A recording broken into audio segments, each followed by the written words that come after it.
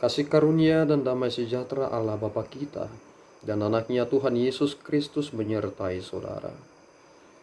Amin. Shalom saudaraku yang terkasih, di dalam nama Tuhan Yesus Kristus. Senang bisa menyapa saudara di tempat saudara berada hari ini, dalam dimensi yang berbeda tetapi dalam dunia yang sama. Sebagai insan yang diciptakan untuk Tuhan, sebelum melakukan rangkaian aktivitas kita pada hari ini, marilah kita mengawalinya dengan mendengarkan firman Tuhan. Shalom Bapak dan Ibu, pembacaan ayat harian kita yaitu terdapat dalam Kisah Para Rasul 4 ayat 31.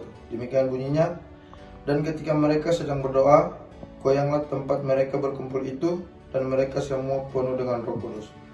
Lalu mereka memberitakan firman Allah dengan berani. Sekian. Saudaraku yang terkasih di dalam nama Tuhan Yesus Kristus, tentu kita memiliki hal yang bersifat natural di dalam diri kita. Salah satunya adalah ketakutan. Ketakutan menjadi impact dari respon kita terkait tentang sesuatu hal yang mungkin akan melanda kita, yang dalam kapasitas kita tidak mungkin kita dapat menghadapinya. Dan itulah realita yang terjadi di dalam nats ini. Murid-murid Yesus Kristus mereka berkumpul, dan Simon Petrus menyatakan atau memberikan informasi kepada mereka itu bahwasanya akan dirancangkan hal yang lebih buruk lagi kepada para murid-murid Tuhan Yesus Kristus, yang dengan nyata memproklamirkan Yesus itu sebagai Tuhan dan Juru Selamat. Sehingga orang-orang, penguasa-penguasa itu ternyata telah bersatu. Pilatus, Herodes, dan orang lainnya telah bersekongkol untuk dapat menghempang pemberitaan firman Tuhan itu di seluruh penjuru tersebut. Dan jika saudara melihat bahwasanya ketakutan itu terjadi di dalam diri murid-murid Tuhan Yesus, dan apa yang mereka lakukan? Mereka berserah kepada Tuhan, mereka berdoa, dan kemudian ketika mereka sedang berdoa, goyanglah tempat mereka berkumpul itu, dan mereka semua penuh dengan Roh Kudus. Lalu mereka memberitakan firman Allah dengan berani. Salah satu peranan dari Roh Kudus itu adalah ketika mengubah hal yang bersifat natural tadi diisi oleh bagian Allah, sehingga muncullah keberanian untuk memberitakan firman. Buah dari Roh Kudus adalah pemberitaan firman itu. Banyak orang sering sekali menyepelekan atau menyeleweng dari apa yang dimaksud tentang pekerjaan Roh Kudus. Seolah-olah Roh Kudus itu membuat seseorang itu kehilangan kesadaran, seseorang itu lupa diri, atau seseorang itu berkata-kata yang tidak jelas. Tetapi ketika kita melihat di dalam Kisah Para Rasul pasal yang keempat, hasil dari pekerjaan dari Roh Kudus itu adalah memberikan keberanian kepada murid-murid Yesus Kristus untuk memberitakan firman Allah dengan berani. Dan saudara tahu, keberanian mereka punya konsekuensi. Konsekuensi ketika mereka telah memberitakan firman Tuhan adalah mereka siap menerima hal yang lebih buruk. Salah satunya adalah kematian.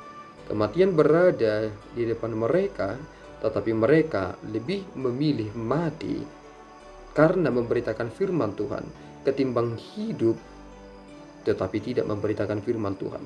Disitulah letak perbedaannya. Maka ketika kita belajar dari nats ini, ternyata kita melihat bahwasanya ada perbedaan yang sangat signifikan orang-orang yang hidup di dalam Roh Kudus ketimbang orang-orang yang hidup di dalam kedagingan.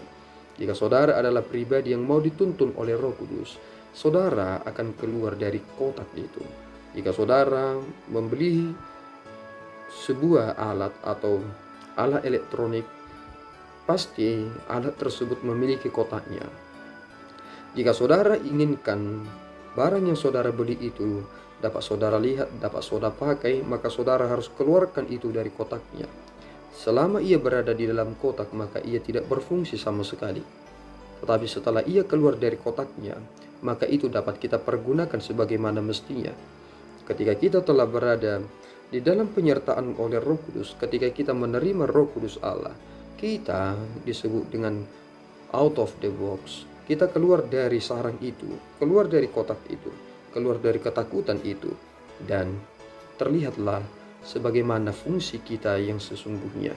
Mari tetap hidup di dalam tuntunan Roh Kudus dan teruslah berserah kepada Tuhan, teruslah berdoa dan jangan takut. Tuhan menyertai saudara. Amin, kita berdoa. Ya Tuhan, kami bersyukur atas berkat-Mu. Terima kasih Bapa atas anugerah-Mu. Engkau telah menyatakan kepada kami kemahakuasaan-Mu, Roh Kudus-Mu Engkau berikan kepada kami, berikan kami keberanian untuk memberitakan firman. Pimpin kami Tuhan di dalam Roh Kudus-Mu, sehingga tidak ada pekerjaan yang sia-sia yang kami kerjakan di dunia ini. Tolong kami Bapa, karena kami ini adalah pribadi yang benar-benar hidup di dalam rasa takut dan cemas. Ubahlah Tuhan rasa takut kami itu menjadi kecintaan atas Engkau, sehingga kami dapat mengatasi ketakutan itu, karena kami sungguh-sungguh mencintai Allah. Terpuji Engkau ya Bapa, di dalam Yesus kami telah berdoa dan mengucap syukur. Anugerah Tuhan kita Yesus Kristus, kasih setia Allah Bapa, dan persekutuan Roh Kudus menyertai saudara. Amin. Tuhan Yesus memberkati.